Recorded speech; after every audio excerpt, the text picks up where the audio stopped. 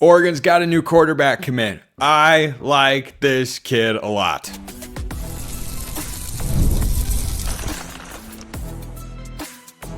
You are Locked On Ducks, your daily podcast on the Oregon Ducks. Part of the Locked On Podcast Network, your team every day. Yes, it is that time once again for Locked On Ducks. I'm your host, Spencer McLaughlin. Thank you so much for making this your first listen or your first view of the day, part of the Locked On Podcast Network, your team every day, and your number one source to stay up to date with the Ducks. Brian Smith will be here later. We'll get his thoughts on Bryson Beaver at quarterback, who I'm a big fan of, and some thoughts on where this leaves the recruiting vibes overall. All in today's show, which is brought to you by our friends at Monarch Money. Take control of your finances with Monarch Money. Use code LOCKEDONCollege at monarchmoney.com for 50% off your first year. So I spoke about Bryson Beaver on yesterday's show, and my everydayers out there know, who I appreciate very much. Appreciate you all being tuned in, however frequently you do that, seriously. But I spoke in pretty glowing terms about Bryson Beaver, and I said, look, I'm good if Oregon gets either him or Matt Ponatoski, but if I had to pick, I'm going with Beaver. And it's a pretty classic podcaster trope to be in this position. Oregon just landed a 3-star recruit who in the 24/7 composite rankings, 24/7's actual rankings have him higher. He's the number 31 quarterback nationally and outside the top 500. Dude's underrated. I'm just gonna say it. I think this guy is really underrated. Incredibly gifted arm talent who was just at Elite 11 and has been rising recently. And I think Boise State's got to be pretty upset with Oregon at the moment. And of course, Dirk Cutter, the offensive coordinator, who has ties to Oregon, of course, is he's not the OC anymore. He's retired or moved into an advisory role or something, but he sounded off earlier this offseason about Oregon tampering, allegedly, with one of their offensive linemen, I think it was. And you couple that with this news where Beaver was verbally committed to Boise State, and then Oregon came in, elevated his profile considerably, and then all of a sudden the Broncos had no chance. Boise State might not be liking Oregon a whole heck of a lot right now. But in Oregon's defense of the Boise State emotions there, the Ducks are the reason that Boise State had so much credibility in the playoff last year because they only lost to the Ducks by 3. But this is great news. Great news for the Ducks. And I don't know that this is necessarily the sort of recruit because if, a lot of schools that were willing to offer him a scholarship hadn't really heard of him. I don't know how many recruits have necessarily heard of Bryson Beaver. I do have to say it is pretty funny that the last 2 commits I've had to talk about on this show are last name Washington and Beaver. I mean, we're all Beaver fans now. And the interesting thing about him, when I watch his tape, he doesn't directly remind me of any Oregon quarterback currently on the roster. Maybe Austin Novosad a little. I frankly think, based on my recollection of watching Novosad's high school tape, I think his arm pops a little bit more than Austin's did when the Ducks originally flipped him from Baylor in the class of 2023. And of course, we've seen what Novosad has become, someone who I think we all feel pretty good about being Oregon's backup quarterback this year, presumably to Dante Moore. If, God forbid, Dante Moore were to get injured and miss a game or two and Novosad were to step in, I feel pretty good about that situation. And that can make or break a year. That can make or break an entire fall for you as an Oregon fan, or for me, or for the coaching staff. You think about the difference between going from Vernon Adams to Jeff Locke and Taylor Alley, and going from Darren Thomas to Brian Bennett. That's a pretty big difference there, because one guy kept the good vibes rolling, and the other couple guys were not able to accomplish that feat. So anyway, I digress. This Beaver news is great, and this is one of the more unique recruitments I can remember, particularly because he is a quarterback. This all came about so quickly. He and Ponatoski were on campus over the weekend for a visit, and now he's committed. And 2 months ago on this show, I was not discussing Bryson Beaver as an Oregon quarterback target because he really wasn't. And you got to credit Marshall Malkow, the chief chief of staff, chief director of player personnel, I don't know what his official title is, but basically the chief of staff for Oregon football recruiting for getting this together this quickly. Oregon's recruiting class is now, according to 24/7, back inside the top 30 nationally, and Beaver is not the highest rated recruit that they have in the cycle, or even really close to it. So it showed that, that popped Oregon's spot up, or ranking up just a couple of places. But if you go out and land, a Tyler Atkinson, let's say, a 5-star linebacker, or Emmanuel Iheanacho, top offensive tackle, the recruiting class and the narrative surrounding it can change considerably. But I think this is really welcome news for the Ducks, not just because of the player that Beaver's capable of being, but because this has been a quieter June than I was expecting. I thought by June 15th, Oregon would have at least 2 commitments. They only had 1. Of course, they've picked up 2 in less than a week, and I really like both. Jet Washington, the 5-star safety, now Beaver here at quarterback. I can't get over the Washington and Beaver thing. That has definitely never happened in my time hosting this show. But I think this guy absolutely has the traits to go out and be a starting quarterback for Oregon one day. And his path to doing so is incredibly challenging. But that's a really, really good sign.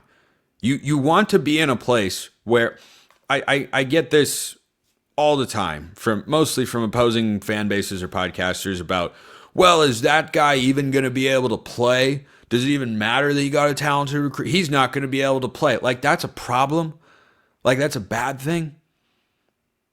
If Bryson Beaver were one of the only options, or maybe the best option for Oregon to start in 2026, then you'd have a problem. Because if you're trying to rely on a true freshman, well, that's never the most reliable game plan for being a perennial playoff team. But he's coming into a great situation. Because certainly he's not the most talented kid in this class, or he would be ranked higher. Again, he is most definitely underranked. No question about it. But is he as physically gifted as Ryder Lyons or Jared Curtis? No, he's not. But can he still be a starting quarterback one day? Yeah. Does he maybe need a little bit more refinement? Also, yes. Think about Luke Moga, and he's not the same as Luke Moga. I haven't quite come up with a comparison for him yet for Oregon quarterbacks. I have to dive deeper into that. Might get to it on tomorrow's show. But Oregon's quarterback room has got all blue chip prospects except for Moga, who came into a situation where you knew right away, Moga's not going to be playing. He's going to need some time, but he's got the ability to sit there and develop. And however much development Bryson Beaver needs, he's going to have the opportunity to get at Oregon, because they're set in 2026. It'll be Dante Moore or Austin Novosad. And by 27, Achilles Smith Jr. or Luke Moga, probably one of the two. And 2028, I know we're going way far in advance, but this sort of stuff 100% matters. You got to continue to just stack talent and be ready. You're always thinking about the future and the next option. Like, Oregon is setting themselves up to have readily available quarterbacks who can go out and give you quality starts at the very least, if not be high-end starters, year in and year out. They are setting themselves up for a long run of quarterback success, and Bryson Beaver is the latest in that particular run. So, exciting day here for the Ducks to have picked up what I suspect will be their only quarterback commit in the 2026 cycle. But I want to know your thoughts. Go check out his highlights. Drop your thoughts in the comments below. Hit me up on Twitter. All that good stuff. Speaking of watching film, you know who does that better than anybody? I do. First, this episode brought to you by Monarch Money. Ever wish managing your money felt easier? With Monarch Money, it can. Whether you're growing your savings or planning a big purchase, Monarch puts you in the driver's seat. It's like having your own personal CFO, giving you full visibility and control over your finances. Monarch Money is more than a budgeting app. It's a complete financial command center. You can track all your accounts, investments, and spending in one place. So in addition to managing your money, you're also building wealth. Do you have that one financial goal that you've been trying to reach for quite some time? Monarch Money is going to help you get there. And you can get serious about it when you have the app, because everything you need is all in one place. Take control of your finances with Monarch Money. Use code LOCKEDONCollege at monarchmoney.com for 50% off your first year. That's monarchmoney.com, code LOCKEDONCollege for half off your first year. Check them out at monarchmoney.com. Well, when you want to break down film, nobody better than Brian Smith, longtime recruiting analyst, host of the Portal podcast here at the Locked On Network. Brian, I want your thoughts on Bryson Beaver. And look, I'm falling into a classic trap as a podcast host for a specific team, and it wouldn't be my first time. It won't be my last. But the classic trap is my school that just got a 3-star recruit and is an elite recruiter. Got a kid who's a diamond in the rough. He's underrated. He's overlooked. Every 3-star is secretly a 5-star, and every 5-star is going to hit. That's the rule. That's of course the rule. So as long as I admit that, I think it's okay to preface my thoughts on Bryson Beaver with, I really do think this kid is underrated. Like, I watched this film and went, whoa, that arm is zippy. Man, like over 6 feet tall, moves pretty well, really, really good arm. He's not a super highly rated guy. He's been surging a bit. Maybe that'll continue, but like, why is he not ranked higher at the quarterback position? I would imagine it's camps and 7-on-7. He's probably not traveled a ton. He's from out east of the valley, Los Angeles on the backside. He's an hour plus from Los Angeles.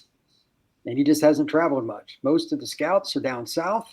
There's a few in LA, don't get me wrong, but he hasn't gotten the same attention because he's not at Modern Day and he's not J. Sarah, one of those kind of schools, St. John Bosco, whatever. And that high school, I mean, I've heard of it, but that's not going to be a magnet for recruiters either. What is a magnet is watching his film and noticing the arm. And he did really well at Elite 11 with that too. He got voted strongest arm at Elite 11 finals. That's pretty much signifying what you and I saw on film. And when I saw that come up on an X post, I'm like, oh, okay. Confirmation. But what I also noticed is the same thing you did. He moves pretty well. I'm not saying he's Michael Vick, but I'm saying he can run RPO and he can extend plays.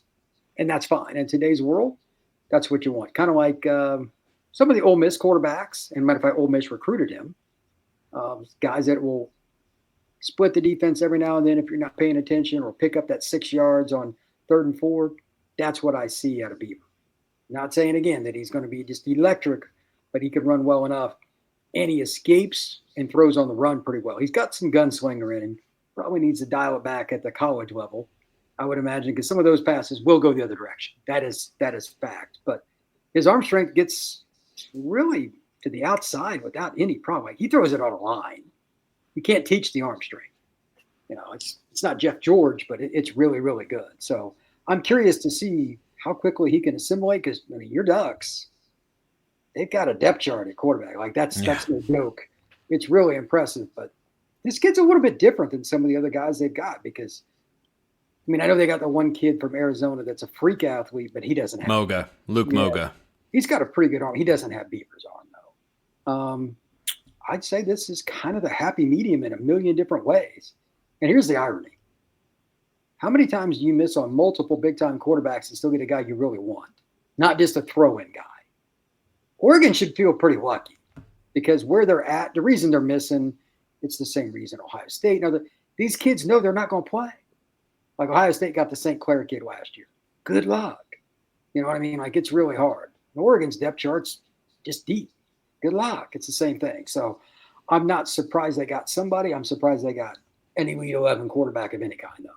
Kids anymore, the school's not as important as playing time. If I'm not playing, I'm gone.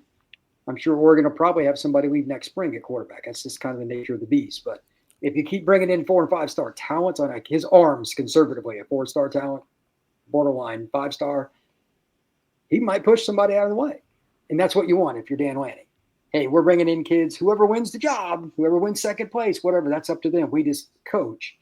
But if you keep bringing in guys like that, your chances of success are much, much higher. It's a great job by the Ducks. Yeah, when you watch his film, Brian, is he someone – I never expect a quarterback to start as a true freshman, and frankly, the timeline just doesn't line up for that. But do you see an area where maybe he does need to grow a little bit? Because we've seen that with Oregon quarterbacks over the last couple of years that I've covered here on the show. You mentioned Luke Moga needed to become a more refined passer. Based on the spring game this past year, looks like he is more refined. Everyone can always improve, but he took a major step forward. For Austin Novosad, he needed to put on a little bit of weight. Dude came out of high school and looked like he was 190 pounds soaking wet, if that, and he just looked skinny. And he's put on some weight. He's added a little bit of strength. When you watch Beaver, you mentioned the gunslinger component and that he needs to, be reined in a little bit. Is there anything else that makes you think, he might not be, capable of starting for 2 or even 3 years? The two things that I always wonder about with quarterbacks, especially ones that have arms like him, are you going to learn the post-snap read stuff? We can't learn anything in high school because they don't teach it. They don't even try. Right. And secondarily, when you have an arm like that, are you constant? Like if you watch his film, he's throwing off one foot, he's throwing to the side, this and that. At some point, you got to set your feet and just be technical. He's never had to. And some guys don't ever want to do that. Again, that's just an unknown. I mean, think of it this way.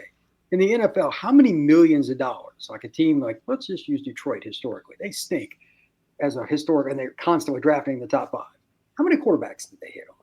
1 in like 15? Yeah, it was Stafford. I mean, Goff has, of course, been really good, but Stafford was really it for who they drafted. Yeah. And how many millions of dollars did they spend in research? It's hard. It's almost impossible because the post-snap read thing is by far the most important, especially the NFL level. It's about 90% of it, and you're guessing. Now we're taking a kid that's going to college. How's he even going to adjust to going away from home? You don't know. So there's a lot to figuring this out. But the way he plays, he's very confident. He's got some swag to him. He can run around and make some plays. He's throwing line drives, going against the grain to his left. That was the throw when I was watching his. Yeah, I was watching his film and Ponatoski's the other day. And Ponatoski is, a guy who's got wildly productive stats in the state of Ohio. And when you watch this film, he just looks so in command, in control, and poised. I didn't see anything special with the arm talent. I think it was just solid and might need to, take a step or two forward to be a high-end college starter. But Beaver was running around, and when he was flushed right originally, went back left and threw back across his body on a line with accuracy, I went, whoa. That doesn't look like a guy who should be ranked outside the top, 700 players in the country. And he is starting to rise a bit. You mentioned Ole Miss got into the fold, LSU got into the fold. Like Oregon kind of discovered this kid late in the process, and Boise State's got to be sitting there going, man, are you kidding me? We had a steal at quarterback with Bryson Beaver, and he's going to Oregon instead. But I'm with you on the arm talent. But what do you make of the recruitment that he's undergone? It's been such a quick shift. Like 2 months ago, this is not someone I talked about on my show, and all of a sudden he's the Oregon quarterback commit for the 2026 class. How common or uncommon is this in recruiting? With quarterback, it's less common because there are guys in the back offices of an Oregon, of a Texas, of a Michigan. Big part of their job, hey, we need to find all the diamonds in the rough because if we miss, we still got to get somebody.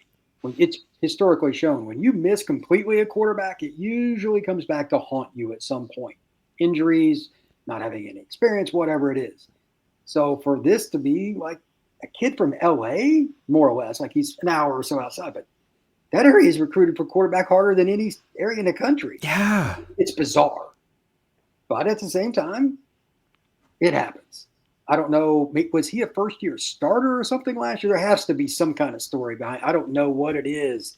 He's been a 3-star recruit in the 24/7 composite the entire time that I've discussed him here on the show. 24/7's own rating system, along with On3, bumped him up to being a 4-star once the Oregon, LSU, and Ole Miss offers came in, and that is part of the ranking system is who's offering you. But and it just feels to me like this could be a hidden gem, which is again is the classic trap.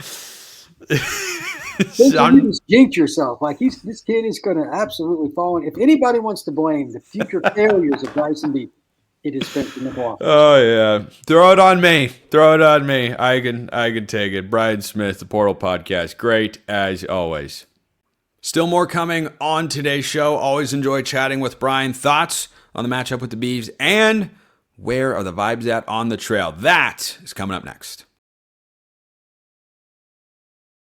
First, this episode brought to you by Rugiet. Guys, you've probably heard of Viagra or Cialis. Maybe you've even tried them. But if you're looking for something beyond the usual pill, it's time to meet Rugiet Ready. Rugiet Ready is the next-gen prescription treatment designed to amplify arousal in the brain and boost blood flow. Unlike the usual pills that can take hours, Rugiet's 3-in-1 formula dissolves under your tongue and kicks in fast. On average, in 15 minutes. Effects can last up to 36 hours, so you can stay confident and in control when the moment is right. If traditional options haven't worked for you guys, Rugiet might be the answer. Over 150,000 men have already made the switch, and you can do the same. Head to Rugiet.com/LockedOnCollege and use code LockedOnCollege to get 15% off today. That's RUGIET.com/LockedOnCollege and use promo code LockedOnCollege for 15% off. Individual results may vary with prescription treatment. Compounded drugs are permitted to be prescribed under federal law but are not FDA approved and do not undergo FDA safety,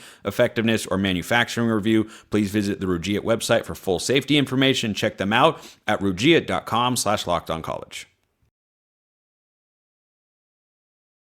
All right, time for what is always my favorite part of the show, Spencer's Scale of Agreement, or mailbag questions. The mailbag question's a longer running tradition, but Spencer's Scale of Agreement is not going anywhere, even when the season rolls around, which is just over 2 months away. That's exciting. So YouTube comments, Twitter, DMs and mentions wide open, and become a Locked On Ducks insider. All our ways to get on the show. So one of my Locked On Ducks insiders says, I have a weird but fun one for Spencer's Scale of Agreement. The Civil War game between Oregon and Oregon State should not only be played every year, but it should be called the Platypus Bowl, or the Platy for short. After all, a platypus is basically a mix between a duck and a beaver, LOL. Well, we're a beaver in Washington school now, obviously. No, not obviously. So I'm going to choose to split this into two parts. The Civil War should be played every year. 10. That is a 10 for me. Calling it anything else? Nope. That's a 1. That is a 1. And look, I'm a traditionalist in college football. I lament a lot of changes that have taken place. I think some have been good for the sport. I think a lot of them have been bad. And so anytime you propose expanding the playoff, changing the name of a rivalry, changing this, that, and the other thing, no, when you talk about, I'm not universally opposed to change. When you talk about the playoff and moving to straight seeding instead of whatever the heck we had last year that absolutely screwed Oregon's playoff hopes, yes, those are the good changes that I like. This one, no, I'm not with you there. Nick sends this one, and I apologize in advance because of the non-specific question. I was wondering if you'd be willing to revisit the date versus number of commitments you had put out at the end of last month. Reason is the date. I'm pretty sure it has come, and I believe Oregon is well short of the number you put out as a baseline to worry or not. It's not a comment that needs to be read verbatim on the show. Too bad. But Oregon is falling short on the trail in many Oregon fans' eyes, and by your previous standard, falling short for you. I want to say the date they should have X amount of recruits was about now. Thank you, Spencer. So, Nick, you are correct. I mentioned this earlier. Pretty sure I did. On the show today. By June 15th, I wanted Oregon to have at least 2, but probably 3 commitments. They fell short of that goal. And so, with the lineup of visitors they had the first 2 weekends in June, I thought they'd have more buzz coming out of it. I wasn't the only person that felt that way. And so, my concern meter going into June on the recruiting front was at a 4.5. It ticked up to a 5.5 for me. I don't know if I mentioned that on the show. I don't think I got asked about it. I could have brought it up. But anyway, it went to a 5.5 when it was just Messiah Hampton, who I like a lot for many reasons, as I discussed when he committed to the Ducks. But when you got past the midway point in June and Oregon had these big weekends and, one player came out of it, it was kind of like, okay, that was underwhelming and slightly anticlimactic. It didn't mean I ratcheted the panic meter up to an 8 or a 9.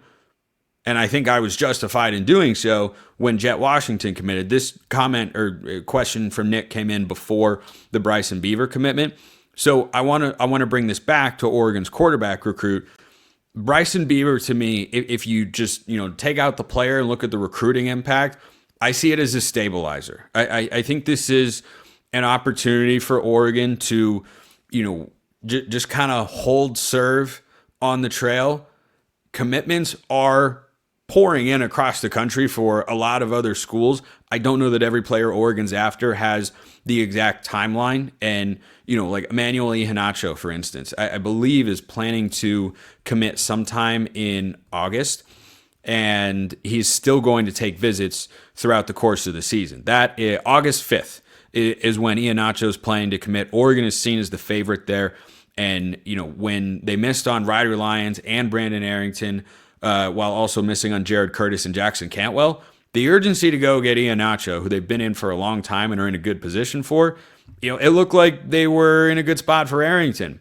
He winds up going to Texas A&M. Richard Wesley had committed, and then he goes to Texas. And it was 50-50 on Jared Curtis, and yeah, he winds up going to Georgia. I don't know that it was, there were 3 schools in the mix for Jackson Cantwell, and he winds up going to Miami. I think that for Oregon right now, the Beaver commitment takes me from a 5.5 back down to a 5, I'll say. The speed with which this recruitment was orchestrated is maybe the most impressive part of all of it, because for Oregon to go from, prioritizing, it seemed, 2 other quarterbacks for several months and trying to get them to come out to all of a sudden you go and get somebody else who just looks like one of the more underrated signal callers in the class and was until Oregon came along.